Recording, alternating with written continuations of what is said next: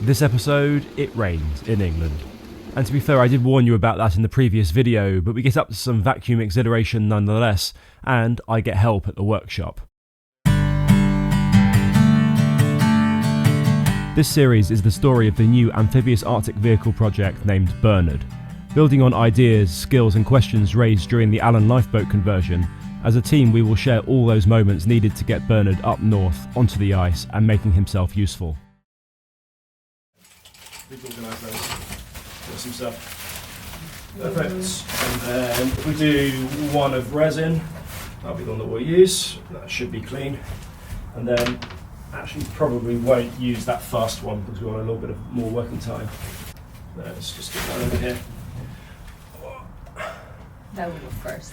You've probably just noticed two things. First of all, one of those bottles is broken. I don't know whether it's my fault or whether it's the bottle's fault, but certainly some of those tops have started to kind of come away. I might have done them up a little bit too tight when I was doing the decanting. You've also noticed I'm not alone. This is Mariel. Hi. From Uruguay, and she's incredibly kindly come over to volunteer to help with the big lamination, which didn't happen. Now, I'll show you a little clip outside in a second, but you're going to be really surprised to hear that the weather's absolutely shocking, even though it's calm and overcast and literally perfect laminating weather outside. But later on there's going to be a big rainstorm, if we believe that, and tomorrow the wind is going to be like 40-45 miles an hour. So anyway, we're going to do something else instead. We'll do a bit of a test lamination. You'll also immediately recognise that this is not my usual container workshop, because I've filled that one up. The tenant from next door escaped, and so I snapped it up and can fill that one up too. But let's focus first on some existentially pivotal testing and naturally some impeccably cerebral analysis. That is, once we've worked out where to place cameras and also the propane heater that's already making a nuisance of itself. Because we can't yet do the first of the three-phase Bernard vehicle monocoque lamination, we can at least manage a small test lamination to familiarise and pre-troubleshoot.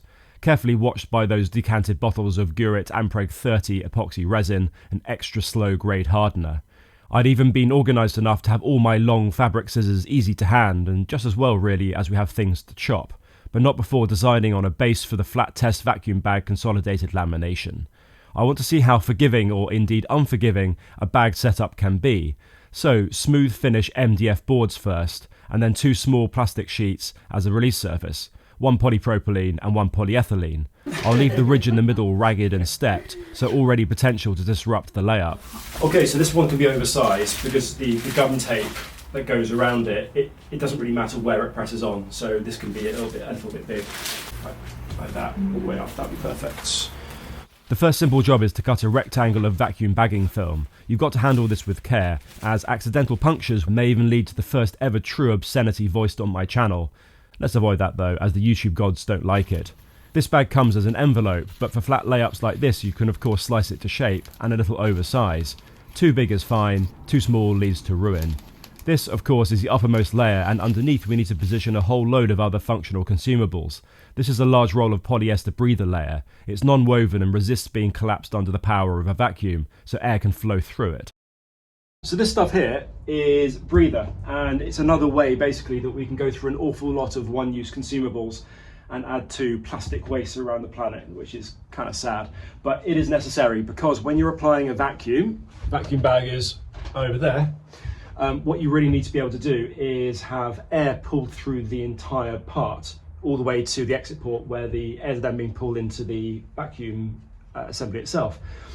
And if you don't have this breather, you will extract all of the air from the area around the adapter, but you won't be able to pull it from the farther regions all around the edges of the vacuum bag. So you basically drape this over the whole thing. It chops easily, and you can double or even triple layer it over your part under the vac bag. Why? Perhaps if you know that you are laying up with excess resin and the breather needs to both soak up and breathe. Also to minimise resin getting onto the vacuum bag in case you want to reuse it. Cool, so the choice of consumables for this test, we don't have to be too precise, and we're certainly not going to use expensive things like carbon fibre and Vectran. So the actual laminate is going to be glass fibre, and so we'll go with a mixture of, honestly, they'll just be offcuts that I've had from other projects. There's no point going for brand new, high quality, high tensile stuff or S-glass or anything exotic like that. And then Of course, we've got the perforated film and we've got the breather and the vacuum bag that I showed you a moment before. I'm also going to experiment with a couple of things. There's going to be a ridge in the release plastic underneath. I want to see how the vacuum behaves over that ridge. There's also a small rip in the perforated film, see how that responds. And also I do need to taper these off because that's going to bridge horribly with a hard edge, but we're going to put in 2 small sections of N100 foam, which is the foam that's going to be on the bottom, not the sides on the bottom of Bernard. Referring to Bernard as a person is still really weird, I know. It worked for Alan, it works for Bernard, everything's good. And then some gum tape. This is actually slightly older stuff. It's not the fresh batch that I've got from East Coast Fiberglass Supplies. And thank you to them for supplying all of the brand new stuff. That will be actually on the main layup. Anyhow, we can get through a bit of the older stuff I had laying around beforehand. So we're going to lay this up in a fairly standard sandwich, and it's going to be trying to replicate as closely as possible what we're going to be doing on the Bernard mould. And it's just easier because on lamination day we're going to be quite busy, and it's easy to do this in like a step-by-step process now. There's going to be the polypropylene and polyethylene. I've got a plate of each there just to again see if there's any difference how it releases. On top of that there's going to be a section of the silicone baking paper, which I was using as the easy release, and we'll just check to see how the vacuum behaves over that. And then there's going to be the laminate layer, and we probably won't go for the same number of plies, the same number of thicknesses, because on the main lamination there's dial-in, which is the impact resistant stuff, there's unidirectional carbon, there's twill carbon. It's quite a stack of plies. We'll keep it simple on this one. Maybe we'll do 4 or 5 plies of glass fibre. Then on top of that you have the peel ply, which you have expertly chopped. It's somewhere very, very neat and tidy. Oh, here it is. Here's the peel ply. That obviously gets ripped off. We were talking about this earlier. It's actually a really nice idea not to have as bigger sheets of peel plies you can manage, as in not having it the full 1 or 1.5 meters wide, because it's just going to make life tougher when you rip it off at the end. I like doing it in smaller panels of peel ply. There's no benefit to having it all in one continuous piece, so I tend to go for smaller pieces. Slightly more work in the preparation, but I think it tends to pay off later off when you're ripping it off. And then on top of that we will have the perforated film, which will hopefully allow a small amount of resin through, but not so much so that we end up sucking the laminate dry. And then we will have the breather layer, which a little bit of excess resin will be pulled into, and then the vacuum bag on top. And it's going to be down to our incredible skill and artistry that we will make sure that first time round, and I will not lie and pretend that we got it perfect first time round, we will create a seal all the way around this job using the gum tape, and then pull down a vacuum and see how that goes. Once that's pulled down, we should be able to get a perfect vacuum and then actually switch off the vacuum, seal the pipe, and it should be able to then cure overnight. That's the theory. What do you reckon the betting is that it goes perfectly first time round? Let's see. We're pretty good at this, it'll be fine. I mentioned the imperfect layout backing surface I was intrigued about. I'm sealing the gap between 2 slabs of MDF with Gorilla Tape. This has a strong gummy adhesive layer that should be both airtight and robust. The plastic sheets go on top, and then the next stage is to lay up and stick down the gum tape. This is the single-use sealant that will meet with the vacuum bag once we have the layup complete. It's quite thick and easy to work with as long as you don't accidentally stretch it whilst unrolling. It sticks with medium tack at first, but after a few hours seems to increase its hold onto films and release surfaces, which must of course be totally clean and dry.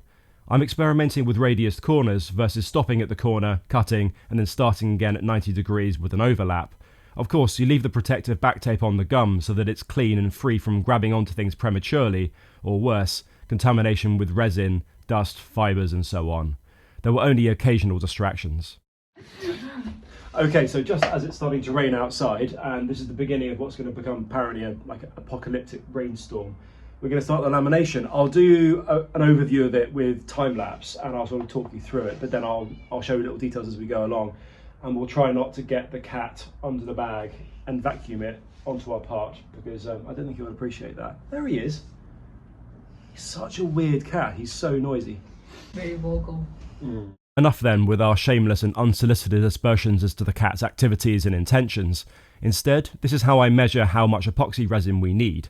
A 50-50 ratio to glass fibre with this simple layup, including pot, roller and peel ply wastage. And so all I need to do is weigh the glass fibre and then mix up the equivalent amount of resin. Bulk resin comes in huge unwieldy containers which are a nightmare to pour from, and you saw me decant into smaller 2-litre bottles in recent weeks. You can get taps and pumps of course, but this is quicker in my view. Measuring scales and a little arithmetic later to get the 100-26 ratio cleared up, and away we go.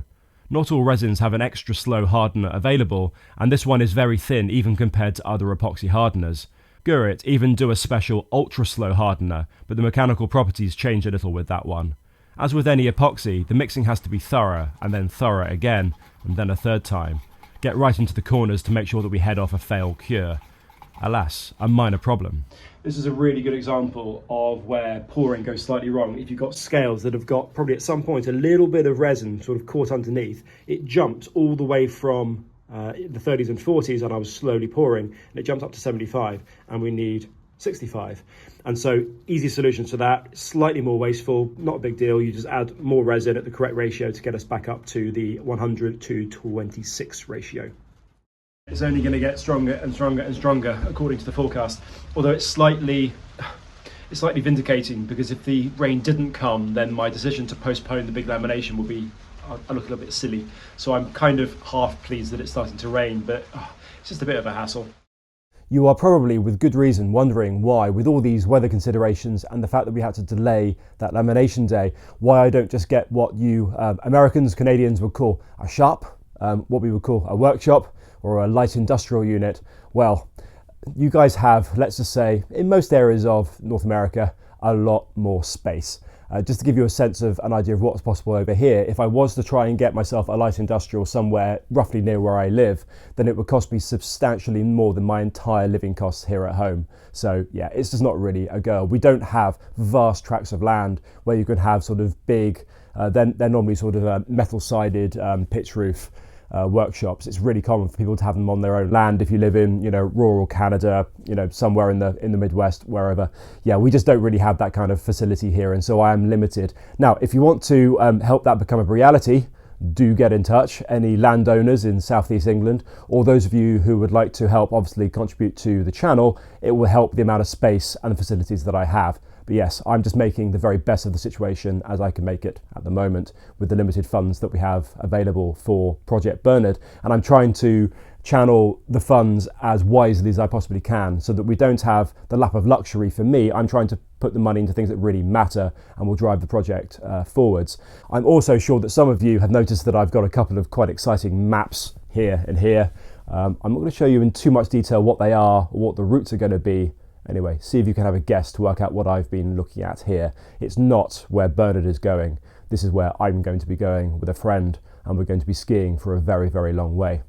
Anyhow, back to the video. Oh, and a quick cheers to one of the dozens of helpful supporters of the channel's subscribership going above and beyond. Daniel was intrigued about how effectively the hot air was travelling around the inside of my foam former oven, and so ran complex modelling to try and offer improvements. Apparently a deflector inside the entrance would help get that heat dispersed. Cheers. And by the way, the good humour that Mariel has when it comes to coming from abroad to help out on a day which has turned out into a washout, and still being so enthusiastic and helpful doing this test lamination. Just amazing. It's just indicative of how awesome the people of the channel are. That's our single dose of sentimentality delivered for the year, and now onward. We laid up the dry parts. First a layer of silicone paper to check that the vacuum will evacuate any trapped air from behind, and then a couple of initial plies of off-cut spare glass fibre of various weaves and weight, and then about a third of the batch of resin. Pouring like this is the least sophisticated method of spreading resin, but it is fast. Obviously alternatives include brushing, rolling or spraying.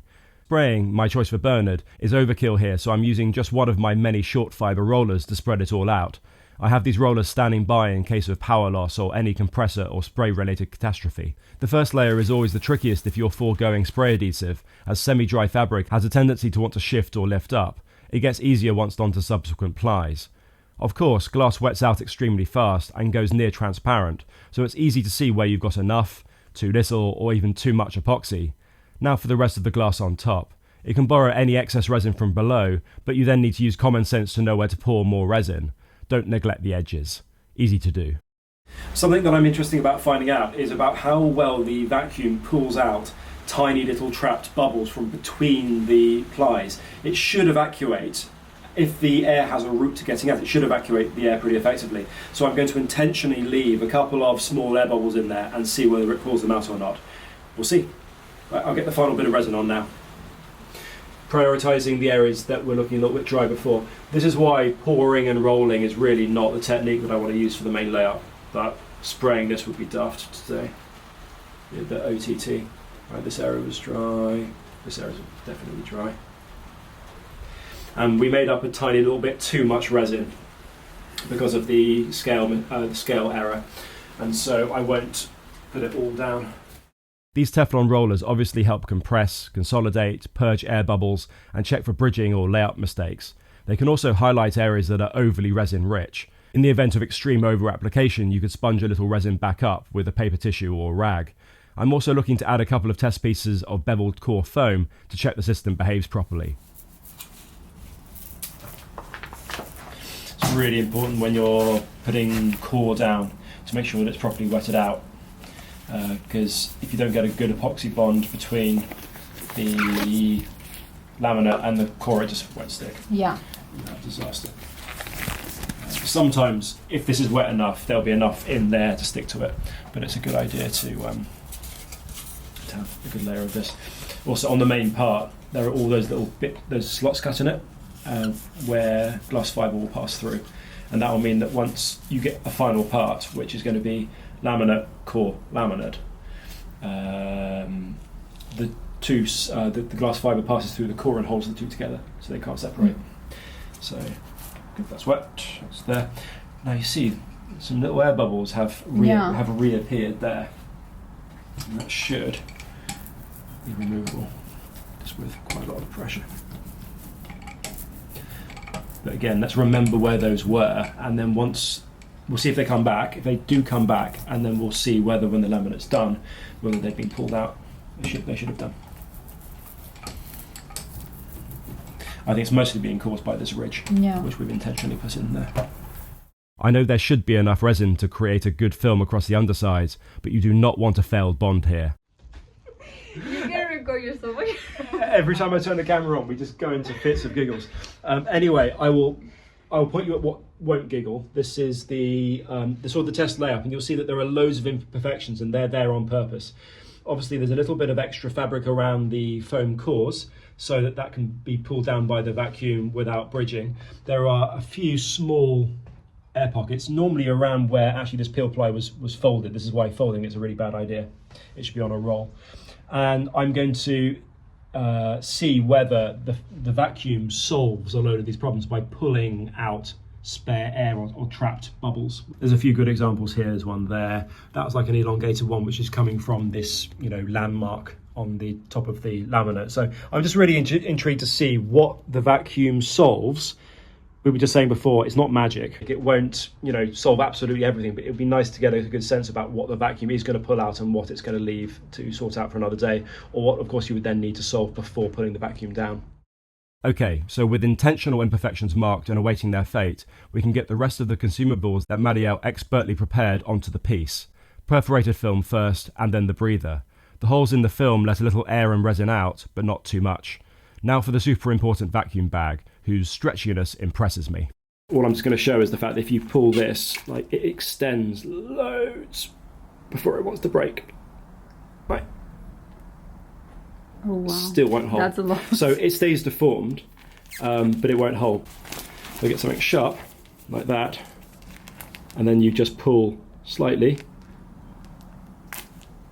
it will puncture. But it is very, very stretchy. On the topic of vacuums, I glimpsed back to the week prior when I was doing the preparatory work solo.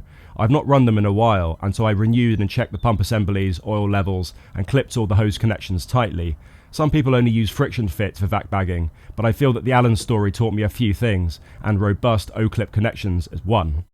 Something I've forgotten to do is put the inner part of the vacuum bag thingy, the special quick release connector thingy, I forgot to put it in the bag before we put the bag down. So there is a solution to that. I'm going to, where I was going to do a very small slice to get the port through, I'm going to make a slightly larger slice, and then put this inside, and then we will reseal it with flash tape, and that should recreate the seal. It's not perfect, it's not very elegant, but if you're an idiot, then it's the way of solving and saving the day.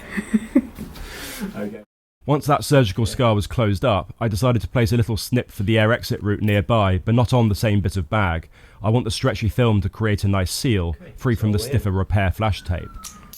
The through bag connector, which also has a quick release connector on top and seal joints, should now neatly screw onto the bit inside the bag. The vac bag itself and the silicone gasket provide the airtight seal. Now it's going to be the moment of truth. How good is our vacuum seal?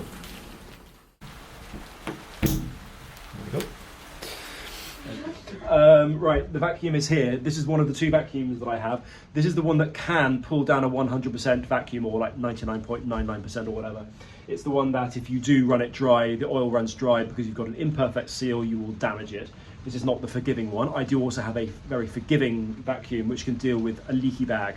So we're going to pull this vacuum down and see whether our first try gives us a good seal or not. If not, we have to go around and plug it with gum tape and try and identify if there are any errors. But it should work, and there's a little gauge here that will spin wildly to begin with, but if you've got a good vacuum, that should, after about 30 seconds, slow to a stop, and that will give you an indication you've got a perfect vacuum.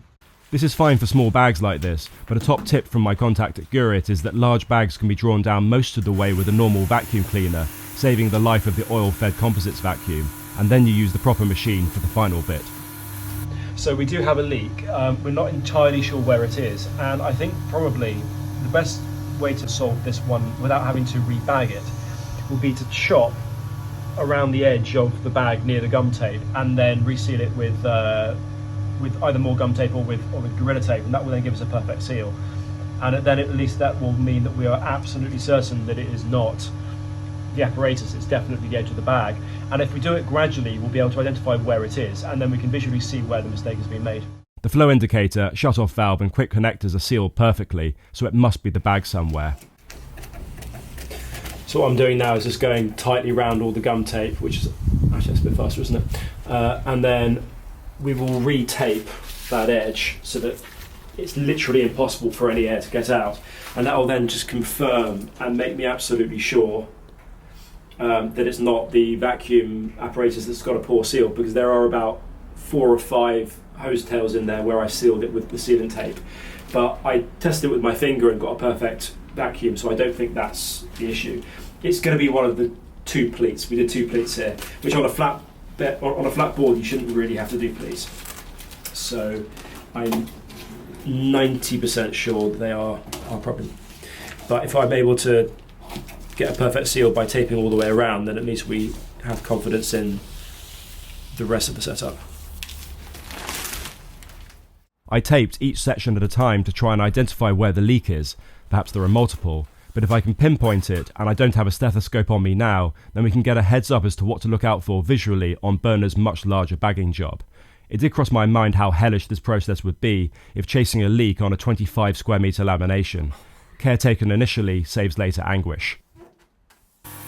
Vacuum pulled down once again, and there's still flow. Not the same loud whistling as before, but we still have drama, and not of the fun variety. I'm confused. It could even be through there, but that's definitely a good seal. Yeah. Nope, it's not the through bag connector. Instead, the insidious culprit was that MDF backing board and the taped join. It does surprise me, but there's clearly airflow between the fibre board and the tape. How or why? No idea. But there it is.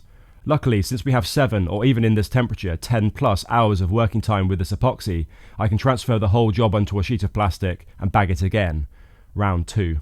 Yeah, this time we're not going to forget to put the inner part of the coupler inside the bag, so we don't have to do the little bit of surgery we had to do before. And also we're going to add a little bit of extra breather on top, because I was a little bit worried that some resin found its way up through. We don't want it coming into our vacuum line, so we'll get some extra. I cut out a new section of vacuum bagging film and decided not to try and reuse the gum sealing tape from the first try. It's not expensive after all, even at full price, which luckily I managed to avoid given the generosity of this project's commercial supporters. Links to them in the description. I know this looks tedious, but with good conversation, patience, and an unwavering zeal, I pressed the perimeter into what I was convinced was going to be a hermetic seal. Mariel and I pulled down the vacuum with more than a 50-50 ratio of hope to resignation, and, well, this is more like it. A much more aggressive pull down than before, and almost immediately little dots of excess resin showed themselves in the breather layer. The difference between near and full vacuum really matters. Proof, also, that hypersensitive little flow indicator is stationary, and yes, that's with the valve wide open. Very satisfying, and I'd added a little pile of additional breather fabric under the through bag connector, as on the first attempt I noted a little resin had got into the port. I cleaned it all out, but we don't want resin in there if we can help it, let alone up the tube into the valve or even the pump. Satisfied with your first vacuum bagging job? Now, yes. You've got to appreciate the honesty, I guess, and we've been a little bit more glum as we chased that leak. I shut off the valve, meaning the vacuum pump could be turned off. Only a 100% perfect bag would mean it could remain pulled down overnight. Let's see what the morning brings. Well, a lot more wind. In fact, the guest house I was staying at locally had something loose on the roof, and I got the square root of 0 sleep. Anyhow, still alive. No complaints permitted. It was sunny at least for the moment. This would have been the lamination day, and I was relieved I temporarily stood the other valiant volunteers down. Sun would overheat the tent, and the wind, well, 50-mile-an-hour gusts. Never mind, as we have glorious calm in container number 2. Right, it's the moment of truth. How has this done? Perhaps we need to come up with names for our containers, or put it to the vote. Looking good, looking good, looking good. Oh my god, what happened there? Well, the results, pretty damn good. Vacuum still held down, although with slightly less pull, and the area with the extra gum had held its seal too. So it stayed under vacuum. It's not quite as perfectly pulled down as it was last night when we left it, but that's still like almost perfect, and it's definitely cured, even though it's taken 14 hours to cure because it was about 15 degrees in here last night. I wonder how much of my voice you can hear over the wind. Okay, let's take it off. This is where all that consumable material wastage builds up. I wonder if there's scope to improve this across the composites industry as it becomes more and more popular and at scale. Anyhow, the quality of the part, given all the intentionally built-in compromises, was remarkable. No air pockets, even around the silicone paper or the core foam edges. The gum sealant came away easily enough, but it really does increase in bond strength overnight. If you want to reuse a less robust surface beneath, you need to pull this away with care. And yes, this table covering is only temporary. It's flooring underlay and will puncture and rip easily. But I had tons of it, and it means the OSB tabletop below can't attack any of my fragile consumables, as OSB can be smooth, but can also be spiky when it's in an obtuse mood. For those of you who are disturbingly into your release surfaces, this was polypropylene and that was high density polyethylene. And actually the residue of epoxy has stuck quite a lot more to the polypropylene. The polyethylene appears almost entirely clear. Like there are a few little bits of resin which have stayed stuck down, but this has almost like a complete film coverage, so that will need to be sort of either scraped off or acetoned off. I don't know how interesting that is, but I think so. This is the first time I've laminated with Gurit Corcel foam. I can attest it's exceptionally good at promoting bonding, and those through-core tabs of glass fibre of mine will only make it stronger. The underside of the glass fibre is properly saturated, but on the drier end of good. This is because we pulled down the vacuum of extra slow resin within 2 hours. The datasheet recommends waiting a lot longer, so the resin is not drawn up and out whilst it's at lowest viscosity. Outside was still there, thankfully, but the wind forced us to remain inside if we were to get something or other more done. So the two of us turned attention to smartening up Container 2's interior. First, a committed brushing and then vacuuming of the old plywood container floor. The previous tenant in the container put up these shelves. Whilst not exactly my cup of tea, which would be hard as I don't drink tea, or coffee, or whiskey in fact, but anyhow, they aren't perfect, but I won't rip them out. We modified, cleaned up, and painted them. Then the weather dealt us another masterclass in obstinance, but we could hide away from that. More paint. Yeah, it's nicer being in here.